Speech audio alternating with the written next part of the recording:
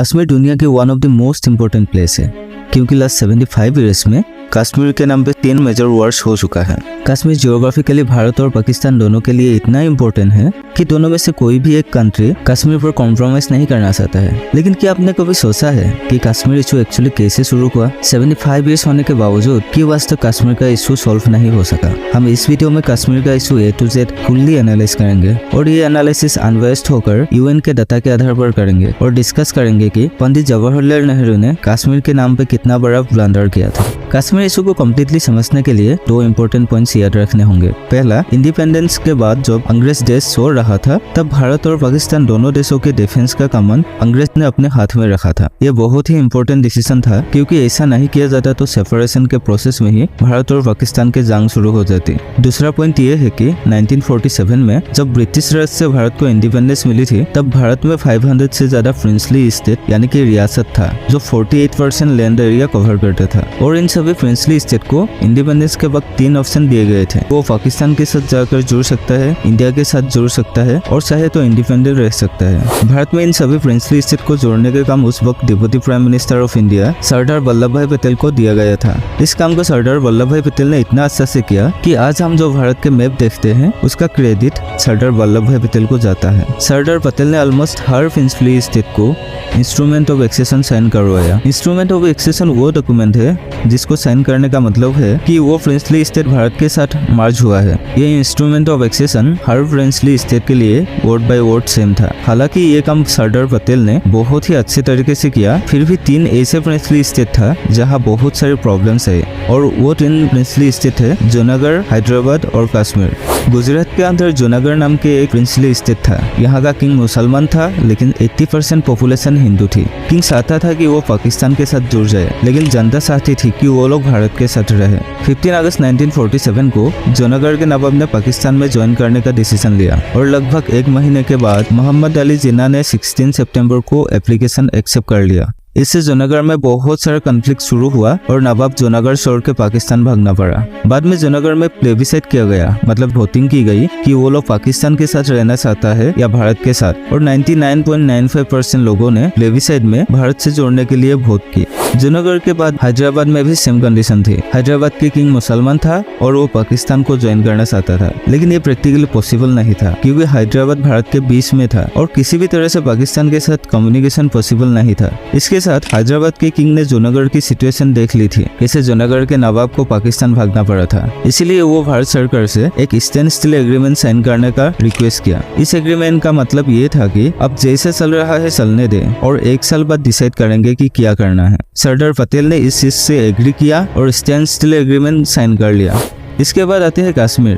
कश्मीर का सिचुएशन जूनागढ़ से बिल्कुल अपोजिट था। यहाँ 77% पॉपुलेशन मुसलमान थी लेकिन राजा हिंदू था। अनलाइक जूनागढ़ और हैदराबाद, कश्मीर में पाकिस्तान की उम्मीद बहुत ज्यादा थी। इसका कारण था कश्मीर ऐसा लोकेशन में है जहाँ से पाकिस्तान कश्मीर को डायरेक्टली एक्सेस कर सकेगा और मुसलमान पॉपुलेशन ज्यादा होने के कारण पाकिस्तान को यकीन था कि अगर प्लेबिसाइट भी होगा फिर भी कश्मीर पाकिस्तान को ही मिलेगा।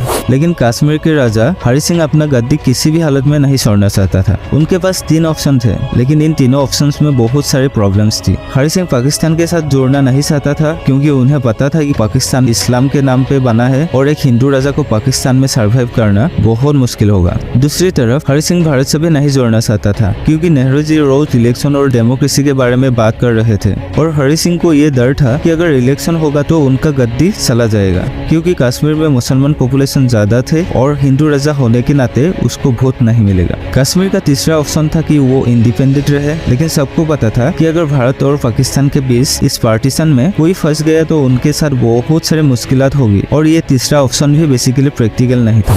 जूनागढ़ को खोने के बाद पाकिस्तान कश्मीर पर पूरी तरह से ऑब्सेस हो गया था और कुछ भी करके कश्मीर को पाकिस्तान में मर्ज करना चाहता था। इसलिए राजा हरि सिंह को अपोज करने के लिए पाकिस्तान ने स्काउट्स और ट्राइबल ग्रुप्स की मदद कर रहा था। लेकिन 22 अक्टूबर 1947 को ट्राइबल मिलिशिया और पाकिस्तानी मिलिट्री जो सिविलियन के रूप में था कश्मीर के कैपिटल श्रीनगर को कब्जा करने के लिए आगे बढ़े। लेकिन बारामूला पहुंचने के बाद उन्होंने आगे बढ़ने की जगह बारामूला में लूटपाट और लोकल्स को अटैक करना शुरू किया। महाराजा हरि सिंह ने सिचुएशन आउट ऑफ कंट्रोल देखकर भारत से मिलिट्री मदद मांगी, लेकिन भारत के मिलिट्री सिस्टम अभी भी अंग्रेजों के कंट्रोल में था। माउंटबेटन ने कहा कि भारत की मिलिट्री सिर्फ डिफेंस के लिए है और कश्मीर भारत का हिस्सा नहीं है, इसलिए कश्मीर को मिलिट्री हेल्प नहीं कर सकते। लेकिन इंडियन गवर्नमेंट ने प्रॉमिस किया कि इंस्ट्रूमेंट ऑफ एक्सेशन साइन होने के बाद इंडियन आर्मी कश्मीर को डिफेंड करेगा, और इसीलिए वीपी मेनन डॉक्यूमेंट्स के साथ जम्मू चले गए।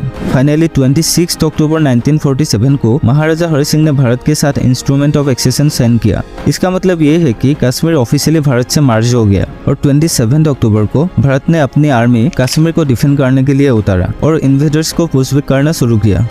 इसे देखकर पाकिस्तान गवर्नमेंट भी अपनी आर्मी कश्मीर में भेजना चाहता था, लेकिन पाकिस्तान की आर्मी भी तब तक अंग्रेजों के कंट्रोल में था। माउंटबेटन ने कहा कि कश्मीर अब ऑफिशियली भारत का हिस्सा बन गया है और पाकिस्तानी मिलिट्री कश्मीर में भेजने का मतलब होगा भारत पे अटैक करना। अंग्रेजों का ये रिप्लाई सुनकर पाकिस्तान गवर्नमेंट ने एक बीच का रास्ता निकाला और अपने मिलिट्री ऑफिशियल्स को ऑफिशियली छुट्टी देकर उन्हीं ऑफिशियल्स को सीक्रेटली आर्म्स, एमुनिशन और सप्लाई के साथ कश्मीर भेजना शुरू किया। इसका मतलब ये था कि पाकिस्तानी मिलिट्री अनऑफिशियली कश्मीर पर अटैक कर रहा था, लेकिन कुछ दिन बाद पाकिस्तान बॉर्डर को डिफेंड करने के नाम पे पाकिस्तान की आर्मी भी ऑफिशियली वॉर में शामिल हो गया।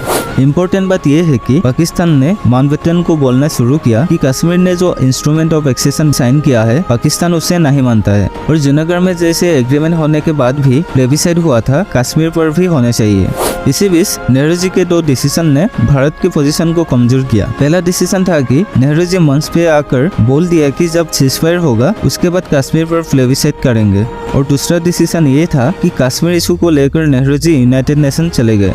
आज भी बहुत सारे लोग मानते हैं कि नेहरू जी के ये दो डिसीजन सबसे बड़ा पॉलिटिकल ब्लंडर था, क्योंकि उन लोगों का ये कहना है कि ऑलरेडी 1.5 साल से जंग चल रहा है तो और कुछ दिन चलने देना चाहिए था, और कश्मीर का जो हिस्सा पाकिस्तान ने कब्जा करके रखा है वो भी ले लेना चाहिए था, क्योंकि जब इंस्ट्रूमेंट ऑफ एक्सेशन साइन हुआ था उसी वक्त कश्मीर ऑफिशियली भारत का हिस्सा बन गया था।